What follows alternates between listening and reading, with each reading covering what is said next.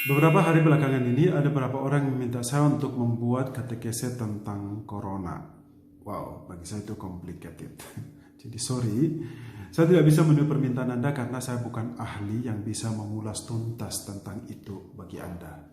Kalau mau informasi tentang itu silahkan baca di media sosial banyak. Tapi saya mau mengatakan bahwa ternyata wabah semacam ini bukan hal yang baru dalam sejarah kehidupan manusia. Mengapa saya katakan begitu? Dalam kitab suci ada begitu banyak kisah tentang wabah, penyakit, busung lapar, kelaparan yang terjadi di mana-mana yang dialami oleh manusia pada zaman dahulu. Dalam kitab suci terjadi banyak kisah semacam itu. Satu hal yang membuat saya semakin bingung adalah ketika seorang bertanya kepada saya dengan menyodorkan sebuah artikel yang menyodorkan tentang bahwa dalam artikel itu tertulis bahwa apa yang terjadi sekarang ini adalah bagian dari tanda-tanda zaman yang dikatakan oleh Yesus dalam kitab suci. Wow, menanggapi itu saya makin bingung, saya nggak ngerti. Nah, daripada kita pusing mikirin itu, mending kita nikmati saja hidup kita ini apa adanya sambil mentaati aturan yang dibuat oleh pemerintah dan gereja. Menurut saya itu lebih bijak daripada menafsir-nafsir ayat kitab suci dengan situasi sekarang ini.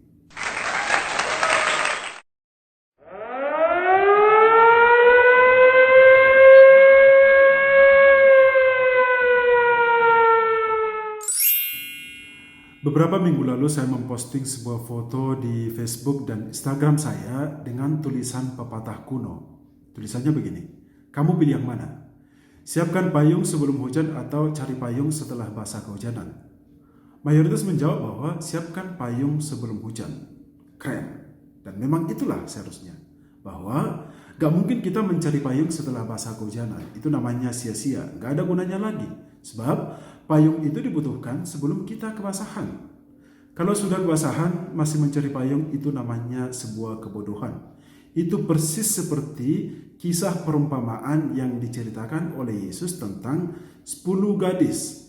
5 gadis bijaksana dan 5 gadis bodoh. Di mana 5 gadis bodoh itu membawa lampu tetapi tidak membawa minyak sebagai persediaan. Sementara 5 gadis bijaksana membawa lampu dan juga membawa minyak dalam botol mereka sebagai persediaan mereka di perjalanan.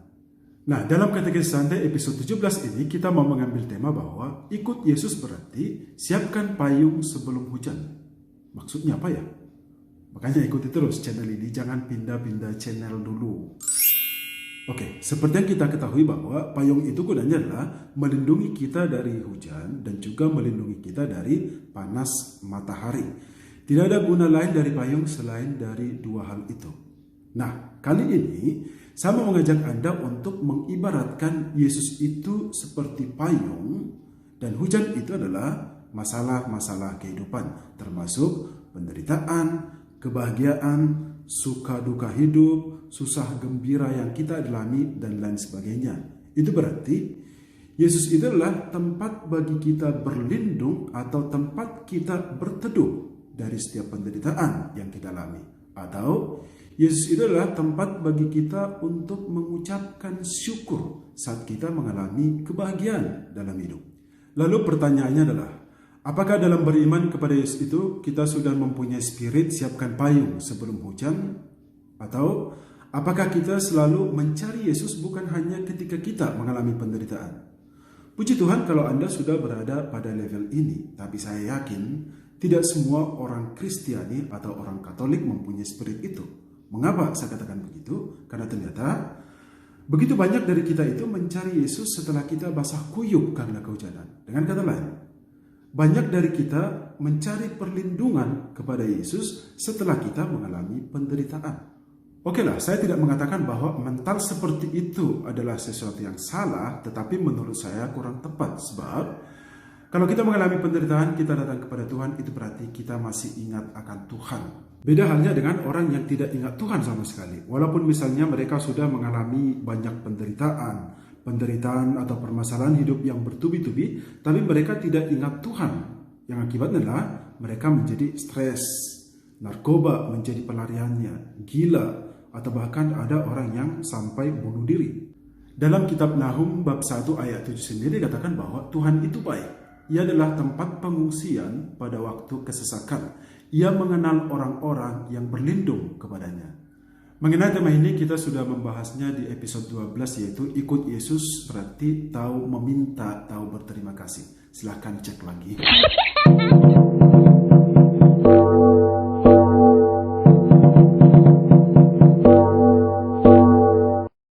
Nah, tadi saya mengatakan bahwa kalau kita mencari Yesus setelah kita mengalami penderitaan, itu adalah cara beriman yang kurang tepat. Mengapa?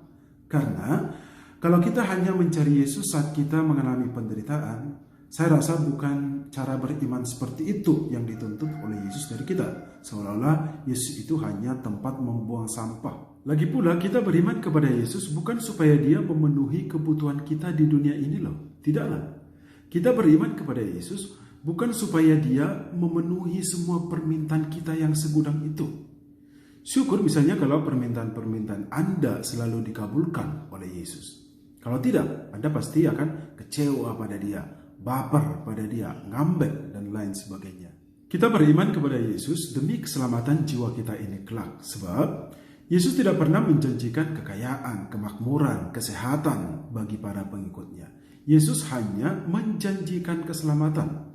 Dan inilah yang kita cari dari Yesus, yakni keselamatan jiwa kita ini nanti. Kebahagiaan di dunia ini yang kita alami saat beriman kepada Yesus itu hanyalah bonus dari iman kita. Tetapi kebahagiaan jiwa kita inilah yang kita cari saat kita mengimani Yesus.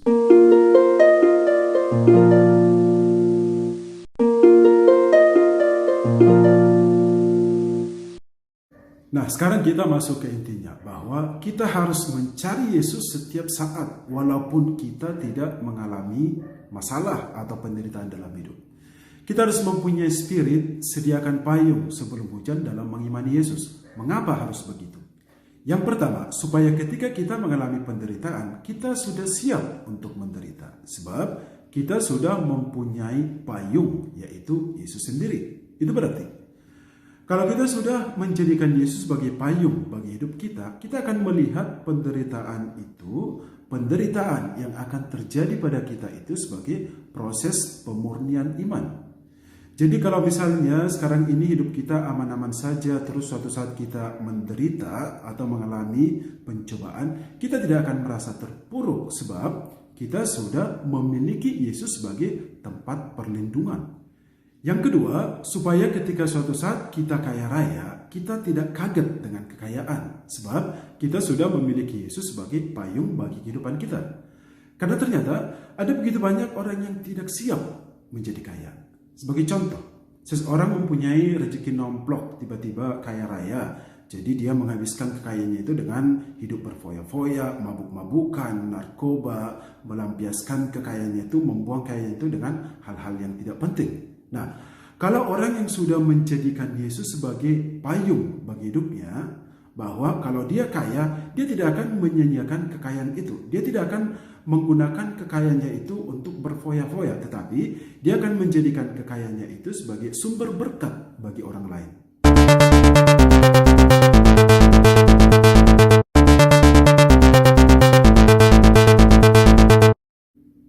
Kesimpulannya adalah sebagai pengikut Kristus kita harus selalu berlindung kepada Dia dalam suka duka hidup kita. Supaya apa? Supaya dalam penderitaan dan dalam kebahagiaan itu kita mengalami sukacita. Seperti yang dikatakan dalam Mazmur 5 ayat 12, semua orang yang berlindung kepada Tuhan akan bersukacita. Semua orang yang dimaksud di sini adalah orang-orang yang menderita dan juga orang-orang yang mengalami kebahagiaan dalam hidup. Janganlah kita meniru orang-orang yang mengatakan bahwa mereka itu adalah pengikut Kristus, tapi imannya hanya sebatas napas kati gitu. Berurusan ke gereja hanya pada saat Natal, Paskah, kawin, mati. Kita juga harus siap sedia menanti-nantikan apa yang akan terjadi pada kita besok hari, minggu depan, bulan depan, tahun depan, dan seterusnya. Menanti-nanti keajaiban Tuhan. Dalam hal ini, menanti-nanti bersama Tuhan. Seperti yang dikatakan dalam Yesaya bab 40 ayat 31 bahwa orang-orang yang menanti-nantikan Tuhan mendapatkan kekuatan baru. Mereka itu seumpama Raja Wali yang naik terbang dengan kekuatannya. Mereka berlari dan tidak menjadi lesu. Mereka berjalan dan tidak menjadi lelah. Dan yang terakhir adalah kita tidak perlu mencemaskan apa yang akan terjadi pada kita besok hari. Sebab kita sudah memiliki Yesus sebagai payung atau tempat perlindungan pada kita. Yesus sendiri mengatakan dalam Matius 6 ayat 34 bahwa janganlah kamu khawatir akan hari esok, sebab hari esok mempunyai kesusahannya sendiri. Kesusahan sehari cukuplah untuk sehari. Yesus.